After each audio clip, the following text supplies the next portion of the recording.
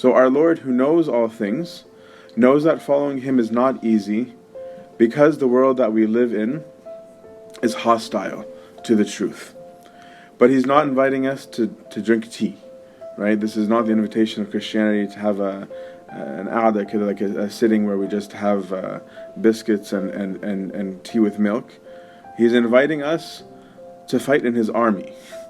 And as a consequence, what he's asking us is not easy at all.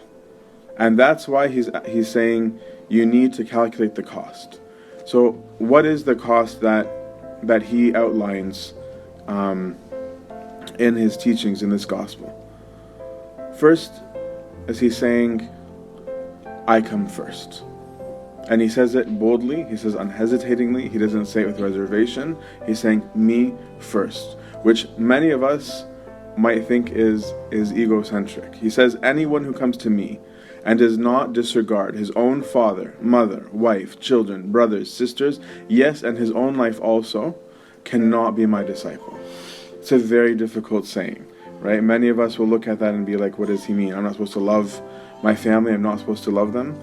He's saying, no, love me more. He's not saying don't love them. He's saying love me more. What he's saying is choose, because we said love is a choice, choose me first. Is this unreasonable? No. He is the one who made everything, right? He is the reason why everything exists. In fact, everything only has a point because he exists and because he made it. If he didn't exist, there's no such thing as family. Families exist towards him, right? They don't self-exist. And so that's why he's saying that to forget me, to not choose me first, is to undo the meaning of your whole social construct. If I don't come first, then what you're doing actually has no meaning and no point anymore. So I have to come first. If you're forced to choose between righteousness, between truth, which is myself, I am the truth, and something else, I'm saying choose the truth, right? Don't go with what you want. Principles need to be set. Sometimes there are family problems when a spouse defends a parent over a spouse, right? This is a very common problem, right? Where somebody chooses his own family or her own family over the spouse. And that in and of itself causes monumental issues within a household.